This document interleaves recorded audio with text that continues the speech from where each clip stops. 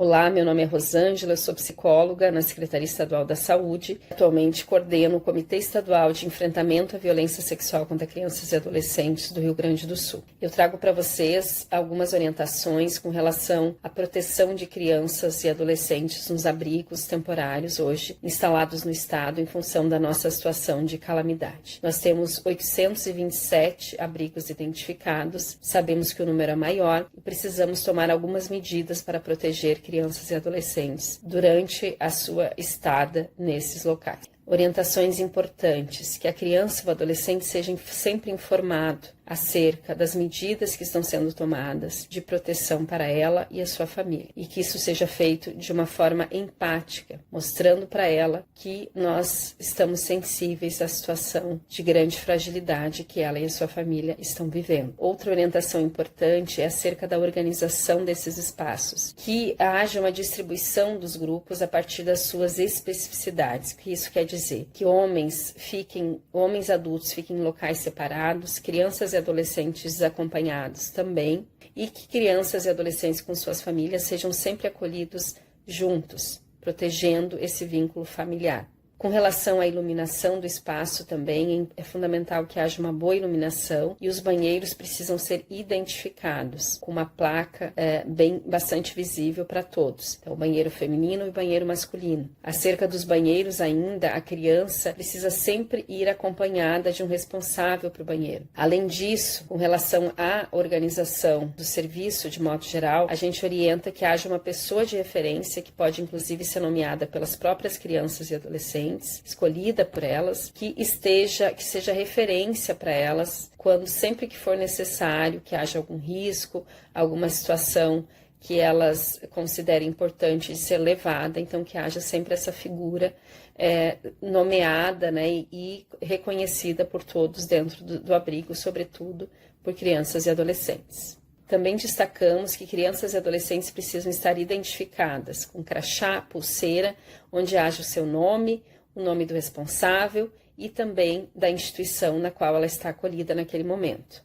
Além disso, a gente pode organizar oficinas educativas que tratem do tema da prevenção da violência, do que é apropriado ou não em termos de toque, de comportamento, e também oficinas que tratem da promoção da saúde de forma geral, como, por exemplo, as situações de higiene pessoal e também da higiene do próprio local de acolhimento. Bom, nós tratamos até agora das situações em que precisa haver movimentos de prevenção da violência dentro dos abrigos temporários. Agora a gente passa a tratar de ações de enfrentamento à violência. Quando isso vai ocorrer? Quando há uma denúncia dentro do local do abrigo temporário, seja pela própria criança ou adolescente ou por uma outra pessoa, de um evento atual que está acontecendo ou aconteceu dentro do abrigo, ou de um evento passado que ocorreu anteriormente à ida para o abrigo temporário. Quando é feito pela criança ou adolescente, espontaneamente, a partir da sua busca por um agente, por uma pessoa com a qual ela se sinta seguro para relatar esse fato, essa situação a gente nomeia de revelação espontânea e ela deve ser acolhida de um jeito que faça com que a criança se sinta cuidada, protegida, respeitada a partir desse relato que ela traz. Esse relato ele tem que ser encarado como verdade, porque não cabe a nós, na rede de proteção, investigarmos as situações, então sempre se parte do pressuposto de que é uma verdade. E também a gente não pode, uma das orientações importantes é que a gente não interrompa o livre relato. Então a criança vai relatar, se for necessário alguma pergunta bastante específica, por exemplo, quando isso ocorreu, essa pergunta pode ser bem importante, havendo, né, a fala da criança ou adolescente que essa violência ocorreu em até 72 horas, a gente vai precisar encaminhar ela para um serviço de urgência em saúde para a realização de profilaxias para doenças sexualmente transmissíveis e também para gravidez indesejada. Bom, essa é uma pergunta que a gente costuma dizer que é sempre fundamental para qualquer ponto, para qualquer agente da rede de proteção. A partir da resposta, então, precisamos agir imediatamente nas questões de saúde ou, sendo uma violência já com mais de 72 horas, podemos pensar em encaminhamentos que não precisam ser tão imediatos no que diz respeito à saúde. Por exemplo, pode ser encaminhada para atenção primária, para realização de exames complementares, né, ainda que não seja necessária a realização de profilaxia. A partir dessa abordagem das questões de saúde, a gente também precisa imediatamente informar o Conselho Tutelar e também a polícia. A gente sempre sugere pelo menos duas instituições, sobretudo nesse momento de calamidade, de crise, em que há dificuldade para acessar os agentes de proteção. Então, que se comunique imediatamente à polícia e também ao Conselho Tutelar local. Os conselhos tutelares, eles têm números específicos a partir de cada cidade. Então, o 197 é o telefone para comunicação à Polícia Civil. Também pode ser usado o 190 para comunicação à Brigada Militar. Também há um WhatsApp da Polícia Civil para denúncia, que também vai estar aqui está aparecendo aqui no nosso vídeo. E, além disso, a comunicação ao Conselho, como nós já dissemos. Esses são os canais de denúncia, ok? Também pode ser feita a denúncia anônima no Disque 100.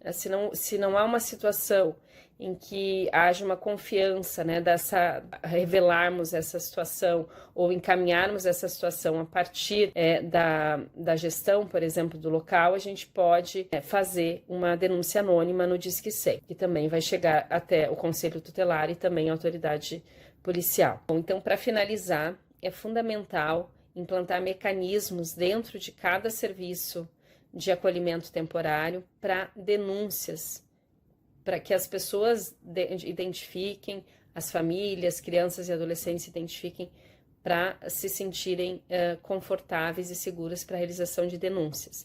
E que, havendo a denúncia de uma pessoa que esteja dentro do serviço de acolhimento, que seja imediatamente comunicado às autoridades acerca dessa suspeita e que essa pessoa ela saia desse local de acolhimento.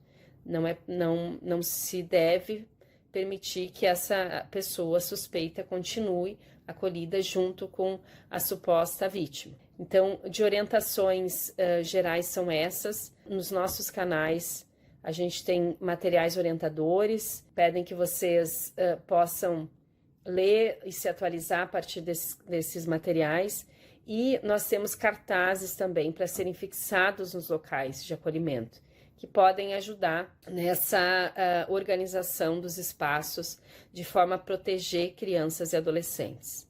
É um momento crítico, difícil para todo o povo gaúcho e, ao mesmo tempo, é um momento em que se tem vindo à tona muitos casos de abusos contra crianças e adolescentes. Então, nós temos o dever, como agentes públicos, como sociedade civil, como sociedade em geral, de proteger crianças e adolescentes de novas violências, além das que elas passam pela perda das suas casas, perdas de familiares e fragilidades em geral, de falta de alimentos, de roupas, de abrigo. Então, é urgente, a gente como sociedade precisa e deve se mobilizar, se qualificar também com relação às informações para não revitimizar crianças e adolescentes enquanto agentes públicos e para protegê-las de novas violências, inclusive nos locais de abrigos temporários. Muito obrigada e seguimos juntos e juntas na proteção de crianças e adolescentes.